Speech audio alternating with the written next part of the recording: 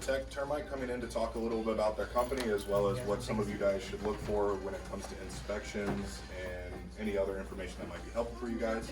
I'm going to give the floor to you guys and go right ahead. Camera's right there. Okay, so sounds good. Everything's going to be recorded. Step on in shot Do you here. want to take the seat right here? I'll go grab a chair. So yeah, thank you guys for having us. Like you said, we are with Brick Kicker Home Inspections and Detect Termite Moisture. I know that's a little bit of a mouthful, but the reason for the two names and the split there is we're actually two companies in one. Brick Kicker being a full-service, nationally franchised home inspection firm doing nothing but home inspections, and Detect being something we grew out of that about 5 years ago that is a termite and moisture company specializing in pretty much just real estate. So a lot of other companies, as far as the termite moisture aspect, are, you know, they do everything from residential pest control, this, that, the other, like a Terminex, Paramount. We grew just focused on real estate. So my guys came from other companies specializing in WDO, WDI reports, just doing those. I do have a pest control division, but that's a much smaller aspect of the company. And we grew this with the intention being able to do both the home inspection and the termite and moisture inspection at the same time for the client. With the termite and moisture inspection having the option to be billed out on the seller side. They do repairs, treatments, crawl space encapsulations, anything you might need for that end of the inspection, but we do stop at subfloor. No baseboard, no drywall, no nothing like that. We're strictly limited to repairs in the crawl space for Detect. Other than that, I know you guys probably had some questions. We're not going to really treat this like too heavy of a sales meeting. Really want to do more of an educational bout there. Clark is my lead home inspector for the Brick Kicker side. You do what, 700 a year plus? Yeah, about 700 home inspections a year. Yeah, with about 45% of those having a termite moisture inspection attached to them. So this is the man to talk to as far as anything related to that. So I don't know if you guys have questions about things that you've been seeing, or things you might want to get ahead of on a seller side perspective. That's usually a big one, because there's a handful of issues that always come up in a home inspection. Loose outlets, loose toilets being one of them, old hot water heaters. Pretty much that's pretty much the gambit for that. So I'll open up the floor to any questions that anybody might have. What have y'all been running into lately as far as home inspections go? It wouldn't be anything I've run into, just out of curiosity. When Yeah. you're doing a moisture inspection, let's say a house is on a slab. At that point, what are you inspecting? You're inspecting because the moisture inspection is for the foundation and below. Okay. So when I'm coming to a house like that, it's the lower part of the foundation where the wood comes to it, if it's rotted, if the water's coming over the edge of the foundation, or if there's undermining of the foundation. So like if you have your gutters running off and you see a big hole under the foundation, eventually your foundation is going to crack. And what the banks are looking for is the foundation of the home to be in good shape. So that's what we're looking for on that moisture report. If you have a hole in your roof, that's not a moisture issue. So that's only to do with the foundation of the home. So when windows are leaking or issues like that, that is not a moisture issue. That's a home inspection issue. Right. I've heard a home inspector defer window moisture issue, and I was curious because that's what I was under the impression that it was just for crawl space. Yeah, usually we don't get deferred any type of leaking windows or anything like that, even on a ground level. Sure. Yeah, that's pretty much where we cap it as far as the moisture goes with the slab there. Makes sense. Yeah, absolutely. Anything else? Next question, next issue you What do you guys think have? agents that are newer into the business should typically look for when they're showing homes, just in case? Obviously, they can't speak on a lot of stuff because they're not licensed, but for themselves to be like, when they do schedule the inspection, they can say, hey, this may be hit, or they can let you guys know a little bit more. Well, some of the biggest things, some of the biggest things with home inspection is the same thing that we try to do as home inspectors is, if you just look at our reports, nobody would ever buy a house. So you try to educate people as you're going along and explain stuff to people. So if they know about aluminum branch wiring, or if they know about certain things in certain ages' homes, so the more you learn about what was going on in the 70s is aluminum branch wiring, what's going on in the 90s was quest piping. The more you know about it, the more y'all understand about it, and you can prepare them for it. Then when you come and do the home inspection, they're more likely to not freak out when they see the home inspection because they know that this could possibly have aluminum branch wiring, so they can look it up online and be like, okay, if it's done right, it's fine, and they can educate themselves. Because most of the time when people walk away from the house, it's because they're scared, and usually they're scared because they don't understand what they're looking at. They hear termites and they think that the house is going to fall down, or they don't understand termites can only eat a foot a year. So it's something you have to ignore for a long time. So Quest Piping, they don't understand all the different aspects of it being bad, compete to some of the things that aren't gonna really happen with it. So the more you can educate them, the more they can understand it, the less they're scared of stuff. Yeah, there are a lot of red letter items, but those aren't necessarily deal breakers. You know what I mean? Same thing with what was it? The stab lock breakers, Yes. Federal Pacific ones. Yeah. In 1950, they had a breaker panel called stab lock breakers. They got orange breakers on them. They're one of the single worst things you can find as a home inspector.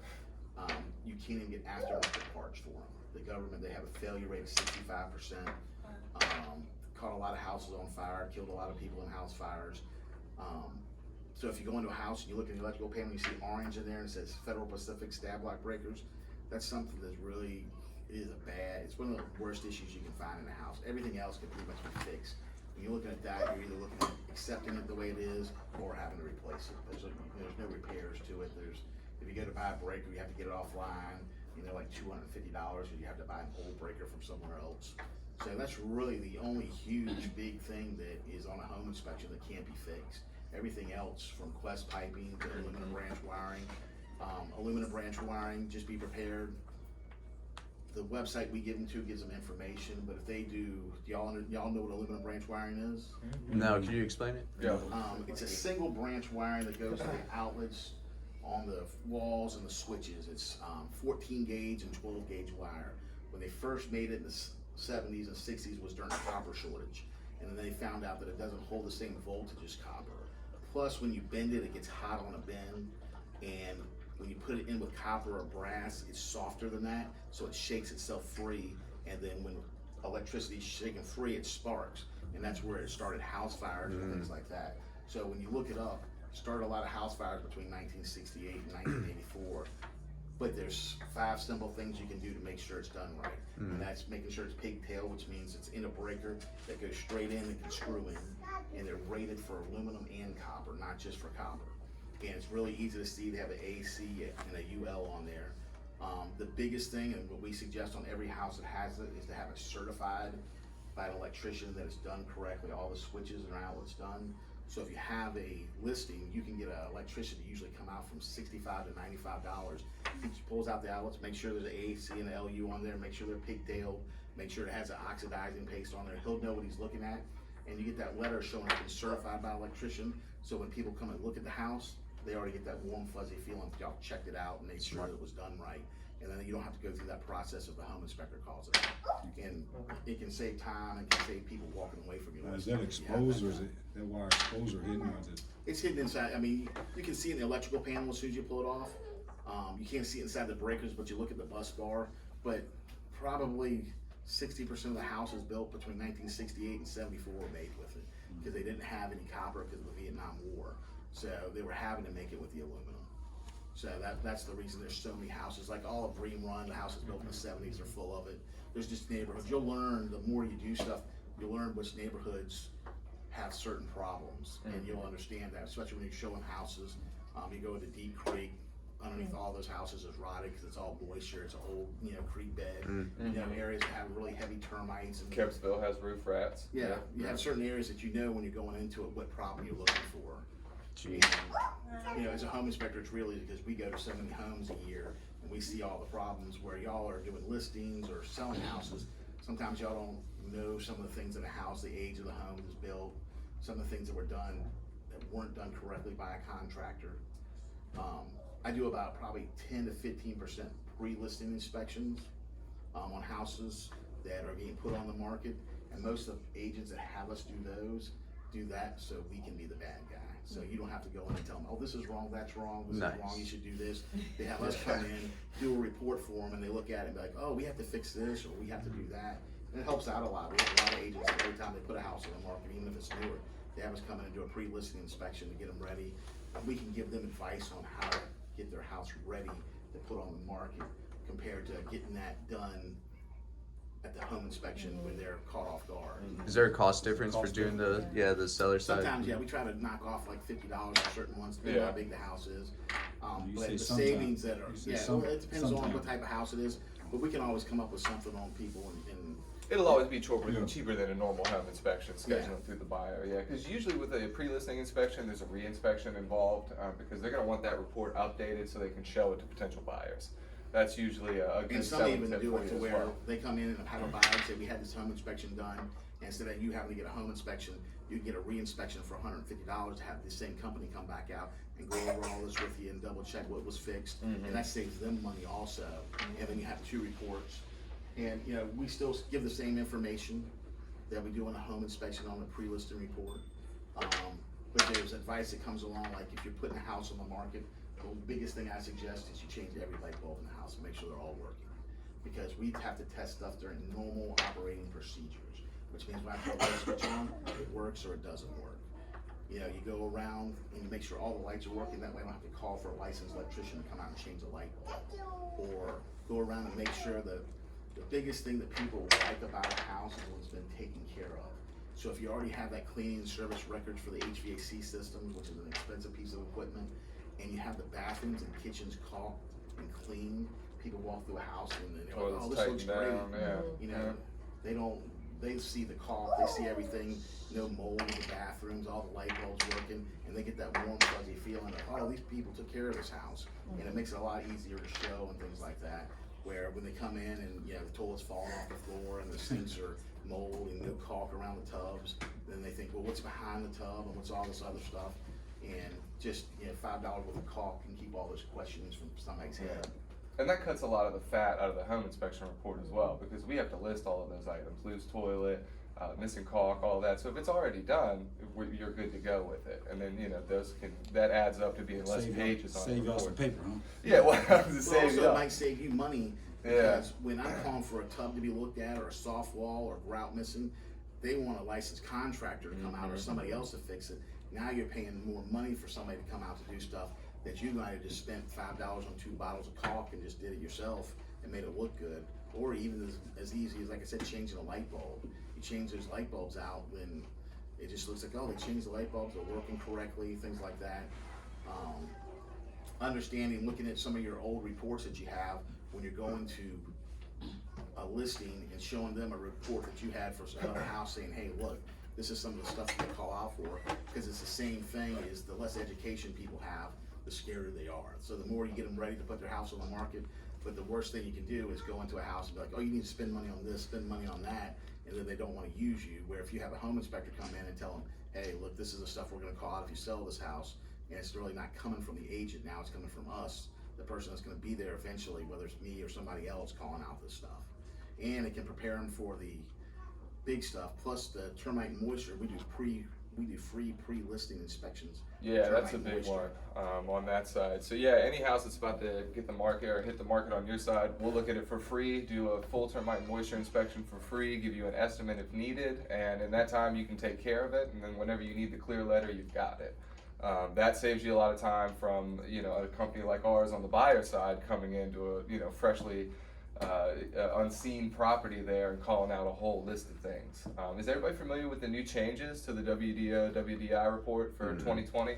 So they got rid of the 5-year rule. You guys knew what the 5-year rule was? So if a termite and moisture company saw signs of any type of previous infestation, inactive termites, all you guys had to show was previous treatment from a licensed company within the past 5 years. That's gone. No more of that. That section's even gone off of the front of the termite and moisture letter. What you have now is essentially it's up to the seller side to provide proof of being under contract of a termite warranty. That's where it is. So Wow. yeah, I know, and it's creating a little bit of a rift in between termite and moisture companies because, you know, it's open season essentially. If a property's not under termite and moisture contract with a company, it's open to any treatment, no matter if it was treated 2 months ago. So essentially what I'm advising is if we call for a treatment and you are under contract with another termite and moisture company, have them come out and do the inspection. It'll save you money in the long run. Because pretty much what I'm seeing now is everyone's calling for any type of treatment. You see old shelter tubes, that's a treatment. Because not many people, I don't know, probably about 35 to 40% of our termite and moisture sales actually sign up for the yearly warranty. And you know, ours is 67 for the first year, 98 for every year following. And and that could be when you put your home on the market, the difference between us coming out and just doing a treatment as we normally would, or $595, $795, whatever any other company is going to charge you for that. Wait, $98 a year. Yeah, absolutely. Yeah, Nice. 67 for the first year if we did the initial inspection and did the whole thing. Yeah, but 98 for every year after that. pretty solid. And that's just termites. Yeah. Yeah, that's just termites. We also have pest control contracts and everything like You that. guys check for moisture at the same time Oh as yeah, well? yeah. That's just anything pertaining to a WDO, WDI report. That's Gotcha. what we're going to cover you in that Okay. warranty. Yeah. Okay. Yeah, but yeah, they completely switched that up. January 1st, Wow. 2020 is when they got rid of that. So yeah, it used to be you would just send us proof from, Terminex, Hampton Roads, whoever, saying that, oh, we treated 2.5, 3 years ago, and then we're good. That's the clear letter after that. But now, if it's not under contract, somebody's got to treat it. Right. Yeah, no matter if it was treated 2 months ago, Yikes. with another deal. So yeah, it's a big change that just happened. It's causing a little bit of a rift in between companies because we no longer communicate about things. It used to be the agent would have, another company, Back Bay, Terminex, whoever, send us the letter or vice versa. Now it's pretty much up to interpretation, and the agent's acting as the intermediary, which I'm sure is super fun for everybody. Always fun. Yeah. Any other questions? Anything you guys been running into? Yeah, when you guys see Quest piping, what do you usually recommend? Well, aside from that, we don't recommend anything. yeah. There's Aside two from having it versions of it. reviewed, yeah. There is the glue fittings, which they failed and caused a lot of the problems, and you have the phase 3, which is a copper compression fittings, but they still consider the piping defective no matter what. So no matter what, it's not a recommendation of don't buy the house. It's just that, hey, you have Quest piping, it's phase 3, and this is a reason that it happened, and these are some of the problems people had from it. It's the same thing I was saying earlier. If you take the time as a home inspector to explain what Quest is and what happened to it, and still tell people it's defective, but the copper compression fittings aren't as bad. And if you have a slab and it's coming up out of the concrete, you don't have to worry about it as much as you have a 2-story house, because you don't have those joints in the walls. You just have it coming up a couple feet and going into the outlet. So if you have to replace 2 foot of piping, it's not going to cost you a lot of money. Where if you have a 3-story house with it, it's a whole different ball game of you could have it leaking inside the walls and problems like that. Plus the fittings aren't going to come apart inside the concrete. So it's just a matter of you either have it or you don't have it. Is it a fixed version, which is the phase 3, or is it the glue fittings? And most people, when you have the glue fittings, you'll see gray fittings and they're plastic fittings, or you'll see the metal fittings with a copper ring on it. If you have the glue fittings, you just want to suggest that somebody has those replaced. It costs about $7 for little heads to put on there, and you get rid of the glue fittings. They put the copper compression fittings on, they crimp it down, and it's done. It's an easy fix for underneath sinks and kitchens. But if you have those glue fittings, they're eventually gonna, if somebody goes to turn them, they're gonna crack and they're gonna leak eventually.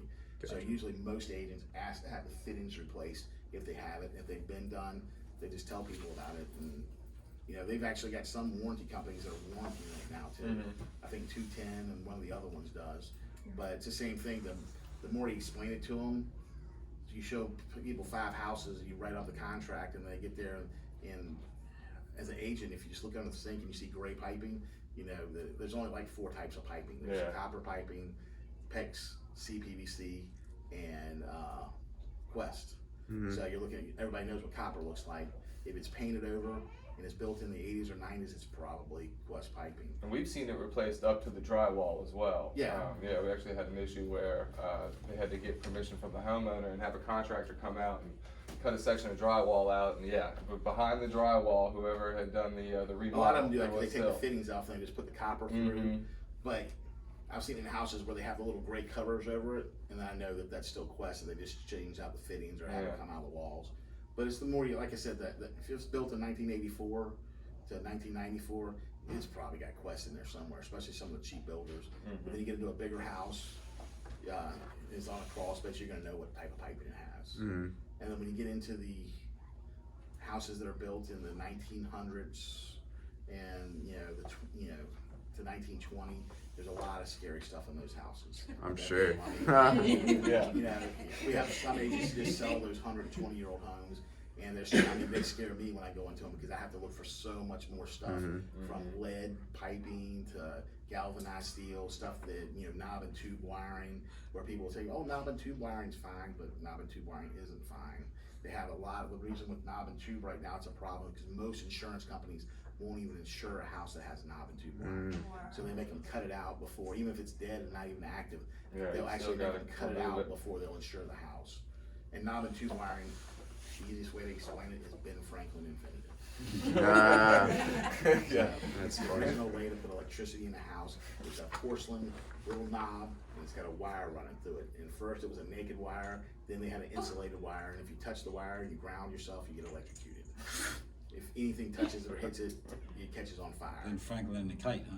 Yeah. Oh my God. That's pretty much the way they first figured out how to get electricity from one point to the next point was knob and tube wiring. So, and you see it in a lot of houses in the 1900s and all the way up to 1930. So, and that's just one of those things. If you have a listing of a house that's that old and it's not active, you tell them, hey, take a pair of clippers, clip it off. That way nobody sees it, and then you don't have to pay an electrician to come out and check it. It take you 15 minutes and just get rid of the wire. Just make sure you have a tester to make sure it's dead. Yeah. So, and then you have the asbestos. When we do an inspection, we call it suspect environmental material. Because if you have suspect environmental material, a homeowner can take it out of the house. If you have it identified as asbestos, it's gonna cost you some money. So you wanna be careful with that. And if it's wrapped up and it's not frayed, it's perfectly fine to have in a house, but it's when it's frayed and broken apart, that's bad. So when you're under a house that's falling down all over the place, tell your clients, hey, we need to get that out of there. Cause that's, could be asbestos, it might not be, but once it's identified by a licensed contractor as asbestos, you get in trouble for disposing of it certain ways, so you wanna be real careful with that. And it's in a lot of houses that are in the 50s and 60s with boilers and things like that. So, I'm trying to think what else. What other common items do you generally see in houses that we could tell our sellers, hey, this is an easy fix, just take care of it before the home inspection? I mean, honestly, if y'all know the biggest thing that appraisers look for is rot. So if you have rot anywhere on your house, you fix it. And because an appraiser's gonna call it out. A broken window, they're not gonna let a broken window go by appraisal. They'll let lost seals go by, they'll let other things go by. So you're looking at your broke windows are obvious. You're looking at rot is your next thing.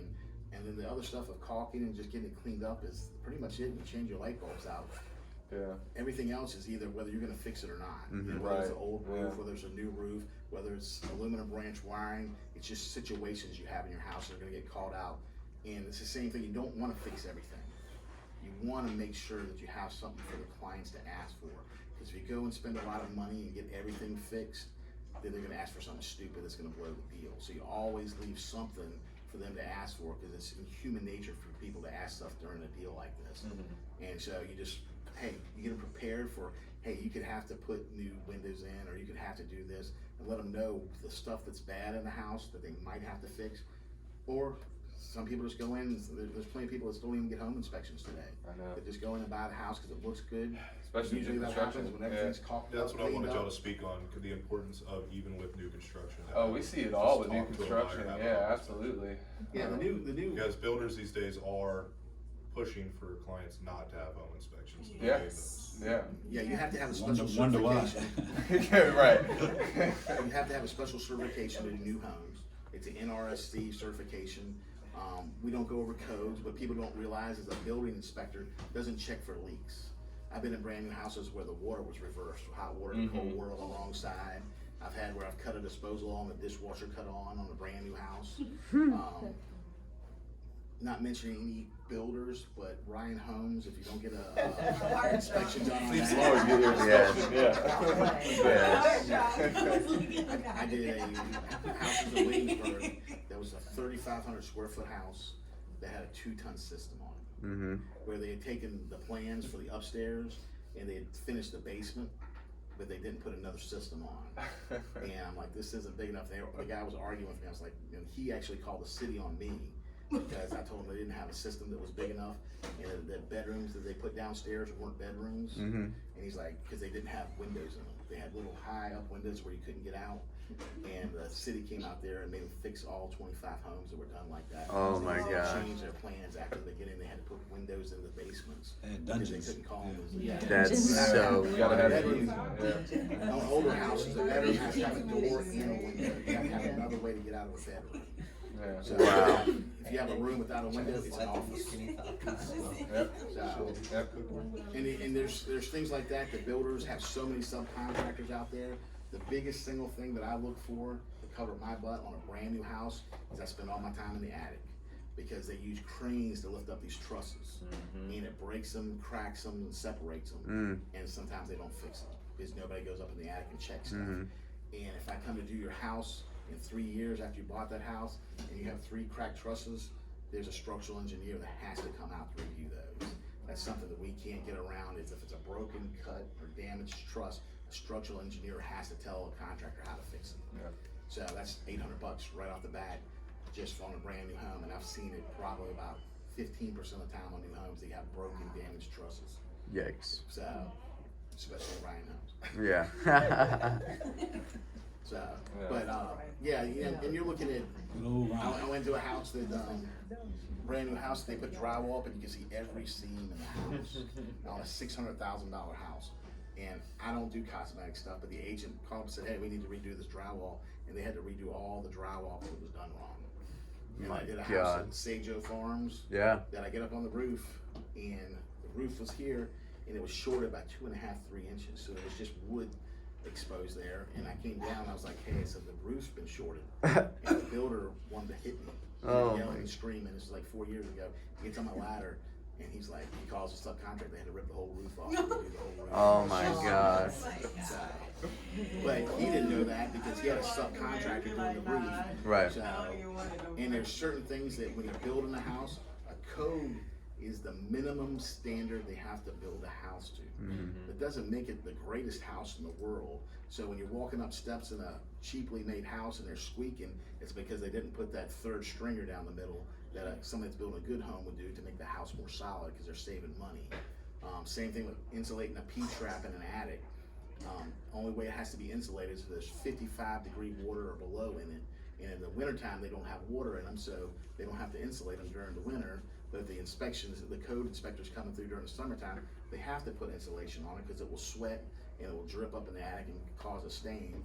And builders will swear up and down they don't have to do it, but it's only like a $3 fix. So why would they not go past a minimum standard? And they do have a lot of builders that don't want home inspectors. I went to do with a Navy guy, showed up on the place, and he gives me rules for the home inspection. So I read through their 3 pages of rules, and I was like, "Where's the check at?" And he's like, "What?" I was like, "The check." He goes, "What check?" I said, "The check for the home inspection." He goes, "Well, we're not paying for this." I was like, "Well, then I don't care about your rules because I'm looking for this one. I'm going to inspect it the way that I'm supposed to inspect it." And there's nothing they can really do. They can complain and moan all they want, but if you have and they will check they check my license every time I come on a property for a new home to make sure I have the NRS certifications to be able to do the new homes, or they don't have to let you on the property.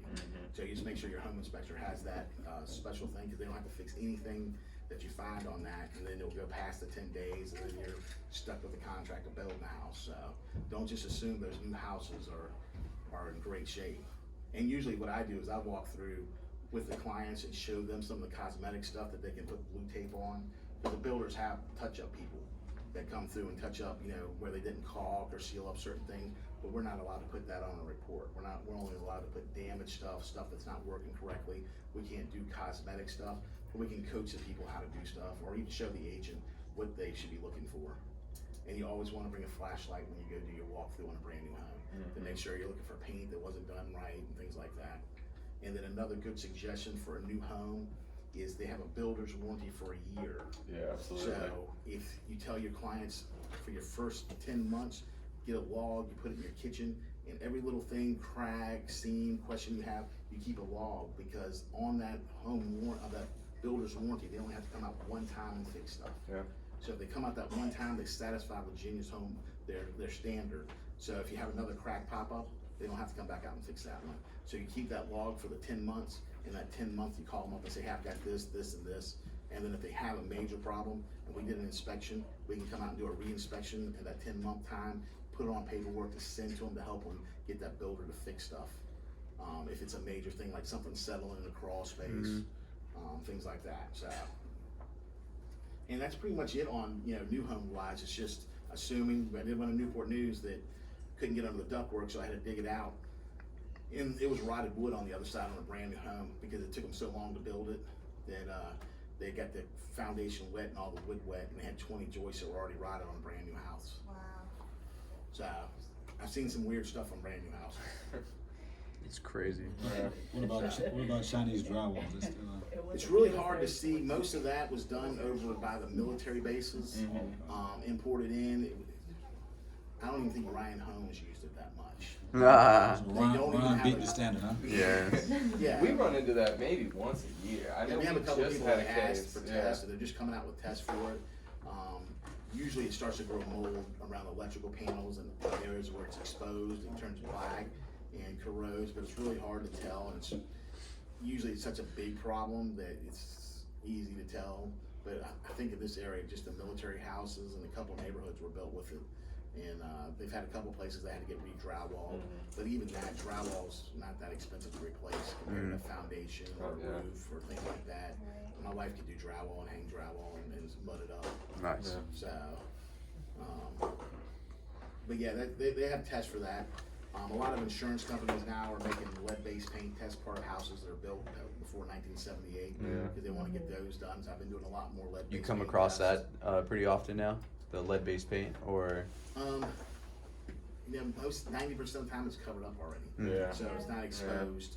So and it's not. You don't do that much to it. Even if you do have it, you just paint over it. Yeah, It's it's not like not you're much. pretty to- easy. Yeah, I was about Yeah. to say, by this point, You're just yeah. painting with a latex paint and covering up and just knowing where it's at, and then telling people don't eat paint chips. Yeah. Yeah, that's it. Yeah, I got it in my house. It's more if That's they're doing so funny. construction on the house and tearing down walls to wear a respirator and things like that. Usually mold is the biggest scary thing that people get sick in their houses. And a lot of times it's not where you think it's coming from. I've done mold inspections where people just wanted swabs done around their ductwork, and because they had mold coming out of their ductwork, but then when I pulled their system apart, their whole coils were covered in mold and nasty stuff. And probably 50% of my mold tests, I want to go in and tell people just clean your house so you don't have this problem. You know, they got pizza Yes. behind the ductwork, just molded all up. That is Most funny. of it is incident mold, which is they spilled something, didn't clean it up, and it got into the wrong area.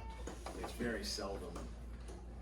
Usually the worst mold is when your ductwork's detached in your crawl space. Gotcha. And you bring that crawl space air into your ductwork, then you close the ductwork back up, put it into an area that is conducive for building mold, and it's spraying it throughout your house. That's usually, if you have wet duct, you want to get it replaced. Yeah.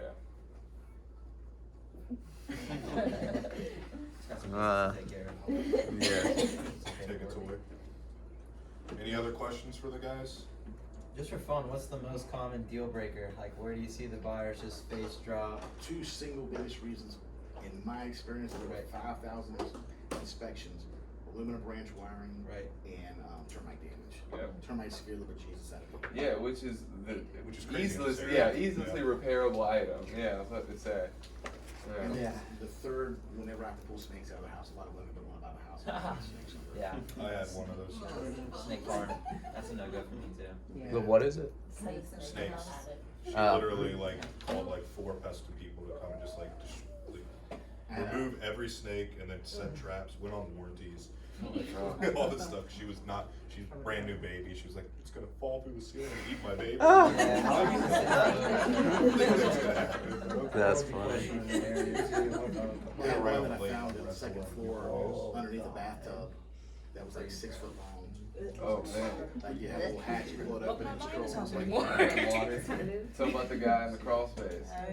Oh yeah, we had a guy in Suffolk, you know those big old houses in Suffolk, doing a crawl space, and there was a man living under somebody's house.